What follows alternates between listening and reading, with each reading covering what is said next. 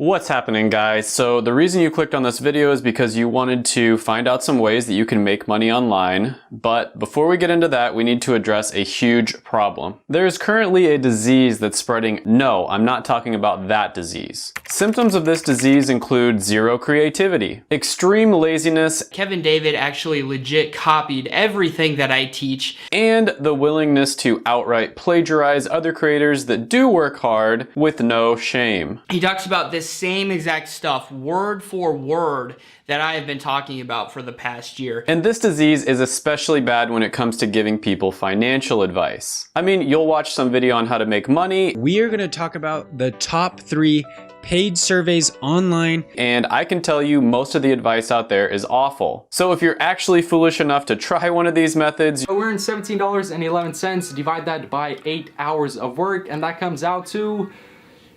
$2.13 per hour. You're probably going to be very disappointed. But don't worry, because I got you covered, fam. Over the years, I've tried a lot of the make money online stuff out there, and there are a few methods that do actually work. I started trying all sorts of different side hustles and small business ideas as a teenager, and there were a few methods that actually worked, even for somebody who didn't have any experience and was broke. It's so easy, a caveman could do it. The best method that I found made me nearly $100 an hour. And everything that I mentioned on this list is going to be either something that I've tried myself or close friends of mine have done. So it's not going to be some copy of something that you've already seen 100 times. So first on this list is going to be how to sell pictures of your feet. Just kidding. I don't think anybody would want to buy something like that from me. But don't forget to smash the like button if you're into that sort of thing, or just smash it anyways because it helps the channel out a lot. Smash.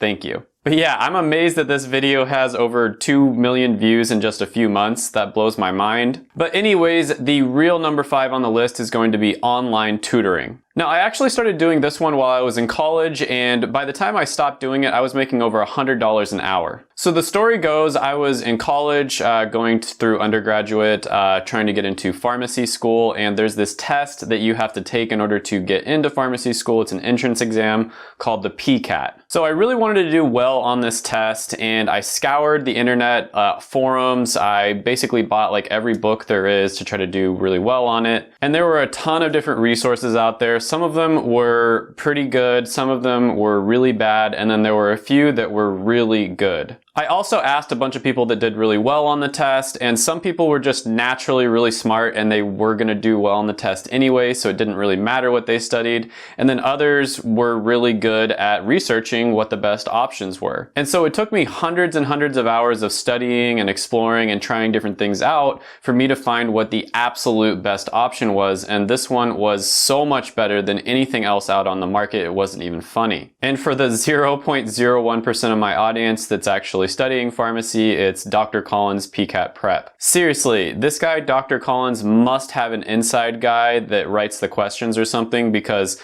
the stuff he told us to study was exactly what was on the PCAT. It was crazy. It was almost like he wrote the test himself. So anyways, I'm not that smart. I'm not one of those students that just naturally does really well on their tests and it really doesn't matter what they study. So I was able to do pretty well on this test because of the fact that I was able to find that really good resource. And so a lot of my friends wanted to know how I did so well on the test, and I shared my secrets with them. After a while, they started telling their friends about it, and it sort of just like spread through all the people who were taking pharmacy in undergrad at the University of Kansas. And so I started charging like $50 an hour or so because so many different people wanted to know how I did so well on the test. Now keep in mind, at this point I had done zero marketing. It was all word of mouth, and people were coming to me wanting to pay me just to tell them which resources to buy and basically how to go about studying for the test. So I started off by charging around $50 an hour, and eventually it got up to the point where I was charging around $150 an hour. And this was a win-win for both parties involved, because I was saving them hundreds of hours of time that they would have wasted studying and trying different resources that weren't nearly as good,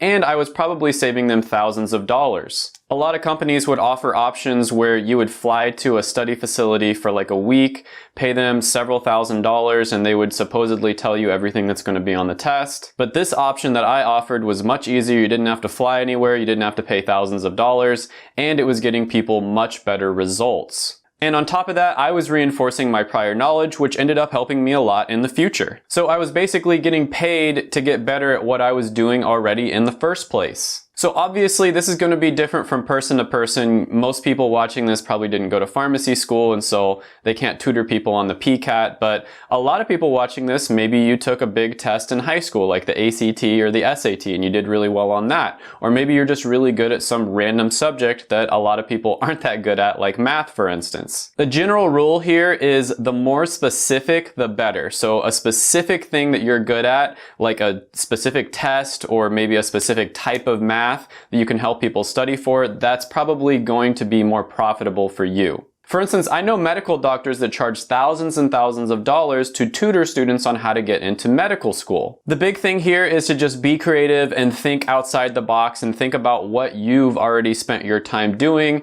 and how you could save people a lot of time if they were to just pay you some money in order for you to tell them what the best resources are or how to study for a test. Now, there's a ton of different ways that you can advertise your tutoring services. Really good would be, Facebook Marketplace, Craigslist, online forums are really good as well. You can also join different groups, like for instance, I joined the Undergrad Pharmacy Society at my school, the University of Kansas. A lot of the time there'll be Facebook groups that are completely dedicated to that subject as well. So you just want to join those groups and just start offering really valuable insights, and people will probably just start naturally reaching out to you. If you want to be a little more aggressive, maybe at the end of a post where you just offer some, valuable insights, you could say, I am offering one-on-one tutoring if you want to reach out to me. You don't want to be too braggy or selly or anything like that, or you might end up getting kicked out of the group. Now, the one downside to this one is it does take up a lot of your time when you're meeting up with people one-on-one, but later on in the video, I'm going to show you how you can basically turn any of these methods a little bit more passive, so you're not exchanging your time for money, you're more exchanging your resources or your knowledge for money, and that way you don't actually have to be there as much to help them. Number 4 on the list is going to be flipping items or online arbitrage. Now, I think a lot of people know about this one a little bit at least. You basically buy an item at a lower price and then you sell it at a higher price. And this can be an amazing side hustle if you have the cash to buy and sell stuff. So one really good tip here is always make sure that they come to you so you don't spend too much time on money or gas. So you always want to make sure that they come to a place near you, so maybe meet at a gas station that's just around the block from you. And this is whether you're buying or selling. It doesn't really matter. Either way, you want them to come to you. The only time that you'd go somewhere is if it's like maybe a really big couch or something that you have to haul, or it's just an incredible deal that you can't pass up. So you want to have an estimated price that you're willing to pay for the item, and then when you get there, you want to negotiate a little bit and try to get the price down. So some items that I've personally had a lot of success with are going to be phones,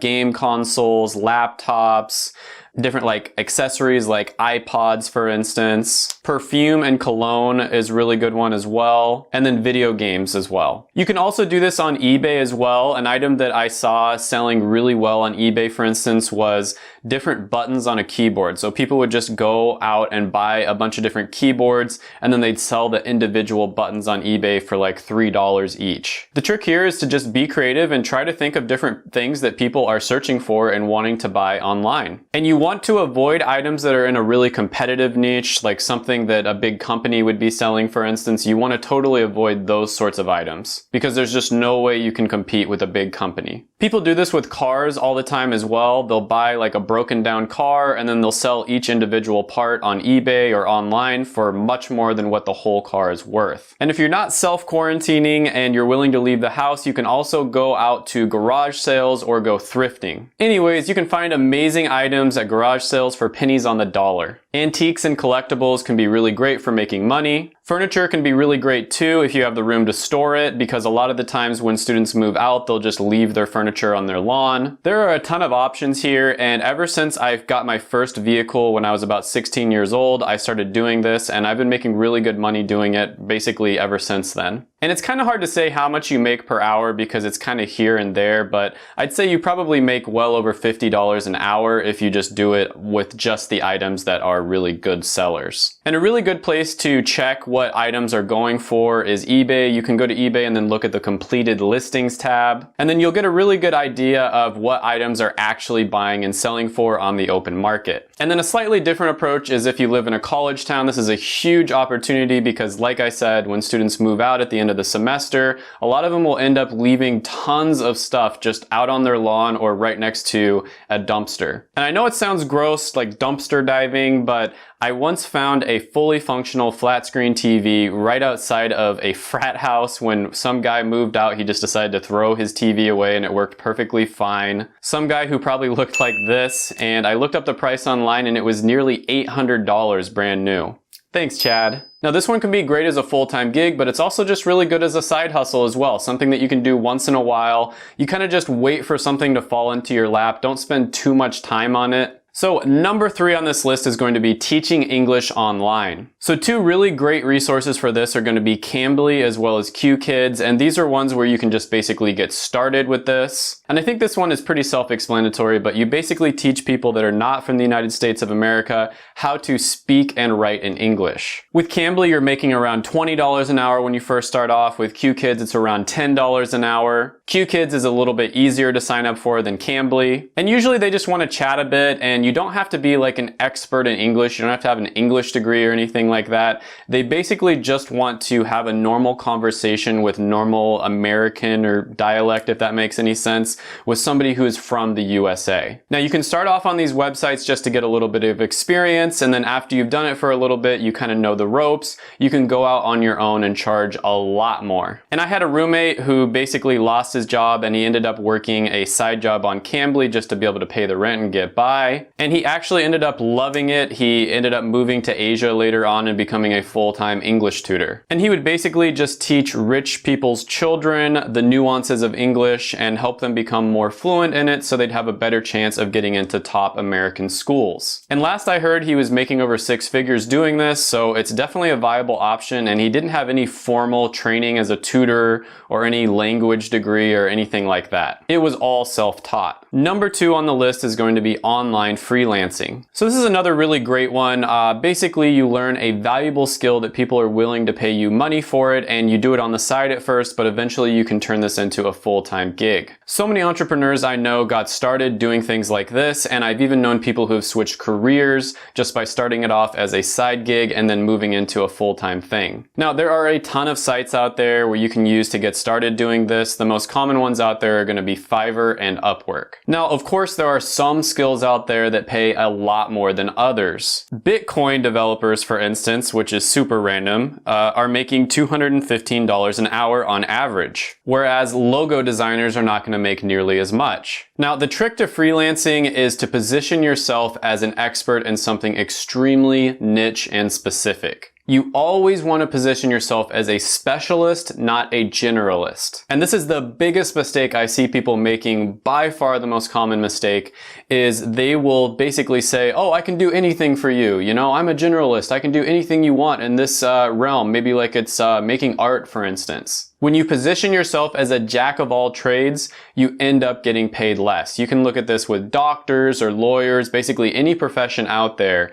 If you are a specialist, you're going to get paid more than if you are a generalist. Generalists get paid less, they have less fun, they're less respected, they get worked a lot more, and they probably won't even get as many jobs. What you want to do is find a very specific skill that pays very well and has a lot of demand, learn how to do that skill, and then position yourself as a specialist and an expert with that specific skill. For example, if you're a photographer, consider becoming an expert on event photography specifically. If you're into online business, maybe you should consider becoming an expert on lead magnets specifically. Or maybe you got a business degree, you want to kind of switch careers, you can consider positioning yourself as an expert on pricing and strategy consulting. If you're in the computer science world, you're a programmer, consider becoming an expert on image object recognition. I think you get the point here. There are certain skills that are going to pay you over $100 an hour, and then there are others that are completely saturated. You're not going to make that much from them. And you want to position yourself as an expert and an authority on those specific skills that make quite a bit of money. Now, when you first start off, you're probably not going to make nearly as much. You have to do an amazing job for all of your clients,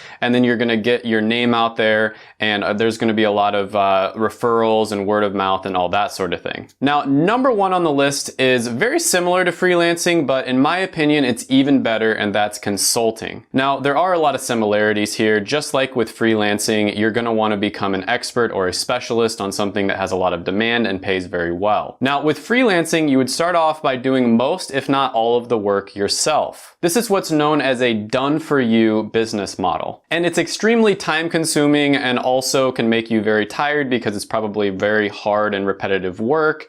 And so for that reason, it's not quite as good as consulting, in my opinion. Now, with consulting, it's more known as a done-with-you business model. And the reason for that is because you would be telling clients how they can do something for themselves. And because of that, it's much more scalable than freelancing because you're not going to be doing most of the work yourself. And with all of the different ones that I've listed, all 5 that are on this video, you want to try to move towards more of a done-with-you business model whenever possible. Now, there are several different ways of doing this. Some consult purely just over the phone, or they consult over a Skype session, and they're charging, over $500 an hour a lot of the time. And then others already have pre-prepared packages where they teach people exactly what they're looking for, and that way you don't have to spend hardly any time at all. So they might make a manual or a video course or a program or something along those lines. And then so the client would study it on their own, and then any questions they're confused with or anything like that, they would either email or call the consultant. This takes up even less time, and so it's even more scalable. Now, a great place to start with this would be on a site like clarity.fm. Nate O'Brien, who's a really cool guy and a fellow YouTuber here in the finance niche, charges almost $17 a minute to consult with people on his clarity.fm. And that comes out to over $1,000 an hour. He consults with people on how to grow their YouTube channel in the finance niche. You see what I mean here? Very, very specific.